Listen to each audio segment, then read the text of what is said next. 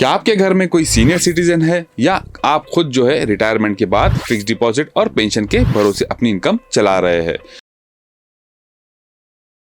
तो ये वीडियो आपके लिए बहुत इंपॉर्टेंट है क्योंकि न्यू इनकम टैक्स एक्ट 2025 में कुछ ऐसे प्रोविजंस है जो सीनियर सिटीजन्स को लाखों रुपए का इनडायरेक्ट बेनिफिट दे सकता है, जैसे कि एफडी इंटरेस्ट पर टीडीएस का बड़ा रिलीफ, पेंशनर्स के लिए standard deductions, 75 plus senior citizens के लिए आईटीआर फाइलिंग से एग्जम्पशन, और सबसे बड़ा सवाल, क्या अब सीनियर सिटीजन्स को 12 लाख तक टैक्स नहीं देना पड़ेगा? इस वीडियो में मैं हर पॉइंट्स को एग्जाम्पल के साथ में एक्सप्लेन करूंगा और एंड में बताऊंगा कि किस बेनिफिट का मैक्सिमम एडवांटेज आपको लेना चाहिए, तो वीडियो के एंड तक जरूर देखिए। हेलो फ्रेंड्स, मैं हूं सी नमकवाला और आप देख रहे हैं मेरा यूट्यूब चैनल जहां मैं आप सबका वेलकम करता हूं। अगर आप मेरे चैनल के ऊपर नए हो तो सब्सक्राइब जरूर कर दीजिए। तो आज हम बात करेंगे न्यू इनकम टैक्स एक्ट 2025 के अंडर में सीनियर सिटीजन्स को मिलने वाले मेजर टैक्स रिलीफ की। लेकिन एक इंपॉर्टेंट क्लैरिफिकेशन, बहुत लोग सोशल मीडिया पर ये बोल रहे हैं कि सीनियर सिटीजन्स के लिए नए एक्ट में बहुत सारी एग्जम्पशंस आ गई है। तो आपको बता दूं कि न्यू इनकम टैक्स एक्ट का मेन ऑब्जेक्टिव है लॉ को सिंप्लीफाई करना, इसलिए बहुत सारे एग्जिस्टिंग बेनिफिट कंटिन्यू किए गए हैं और कुछ कंप्लायंस रिलेटेड रिलीफ दिए गए हैं। अब चलिए एक एक बेनिफिट को डिटेल में समझते हैं। Relief number 1, fix deposit interest पर टीडीएस लिमिट इंक्रीज होना। ये सबसे बड़ा रिलीफ है। पहले क्या होता था, अगर आप सीनियर सिटीजन का बैंक इंटरेस्ट इनकम 50,000 रुपीज से ज्यादा हो जाता था तो बैंक टीडीएस डिडक्ट कर लेता था। अब नए प्रोविजन के बाद ये लिमिट इंक्रीज करके 1 लाख रुपीज हो गई है। फॉर एग्जाम्पल, सपोज मान लीजिए मिस्टर शर्मा है, उनकी एज 67 है और एफडी इंटरेस्ट से उन्हें 92,000 रुपीज मिल रहे तो ओल्ड रूल के अकॉर्डिंग में टीडीएस डिडक्ट हो जाता था, बट अब न्यू रूल के अंडर में कोई भी टीडीएस डिडक्ट नहीं होगा। ध्यान रहे, इसका मतलब ये नहीं है कि इंटरेस्ट इनकम टैक्स फ्री हो गई है, क्योंकि टैक्सेबिलिटी अलग चीज होती है और कंप्लायंस अलग। ये सिर्फ टीडीएस डिडक्शन की लिमिट इंक्रीज हुई है। अगर total taxable income tax slab में आता है तो फिर भी टैक्स एप्लीकेबल हो जाएगा। ये डिफरेंस बहुत लोगों को कंफ्यूज कर देता है। रिलीफ नंबर 2, पेंशनर्स के लिए 75,000 रुपीज तक का स्टैंडर्ड डिडक्शन।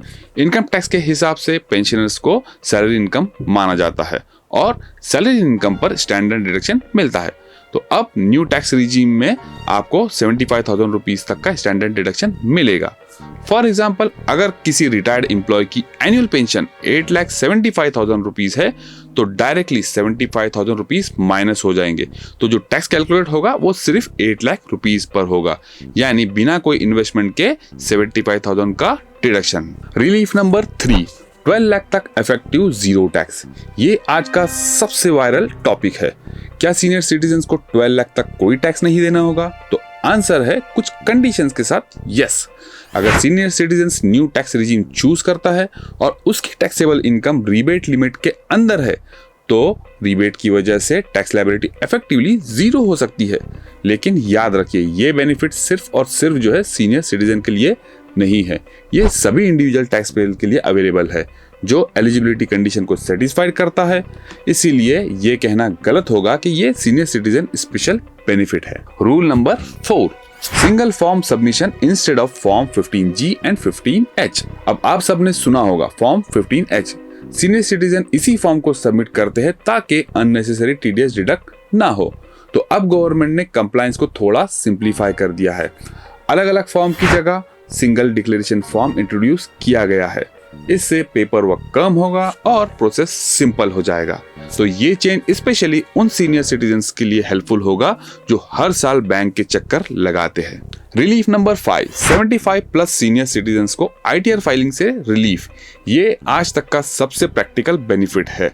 अगर किसी पर्सन की एज 75 इयर्स या उससे ज्यादा है और उसे पेंशन और interest income same bank account में आती है, एक फॉर्म होता है 12BBA, वो उसे बैंक में जमा करना होगा, तो उन्हें उसके बाद इनकम टैक्स रिटर्न फाइल करने की जरूरत नहीं होगी।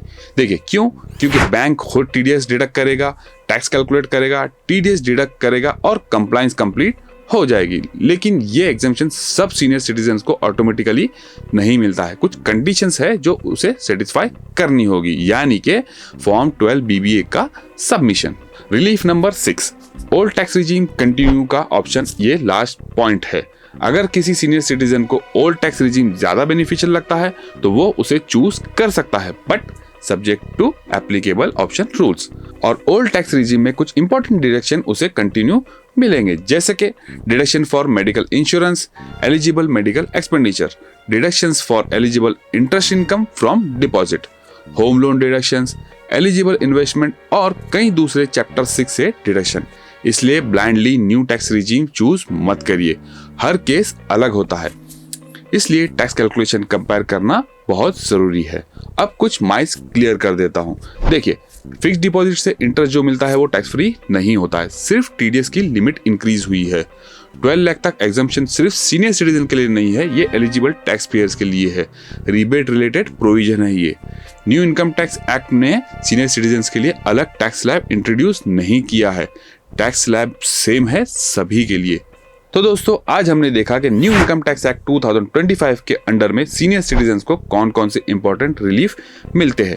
अगर मैं सबसे यूजफुल बेनिफिट्स की बात करूं तो वो है एफडी इंटरेस्ट पर 1 लाख तक का टीडीएस थ्रेशोल्ड, 75,000 का standard deduction for eligible pensioners under new regime, simplified compliance, 75 plus senior citizens के लिए स्पेसिफाइड केसेस में आईटीआर फाइलिंग रिलीफ और ओल्ड रिजीम चूज करने का ऑप्शन, जहां एप्लीकेबल डिडक्शन कंटिन्यू मिल सकते हैं।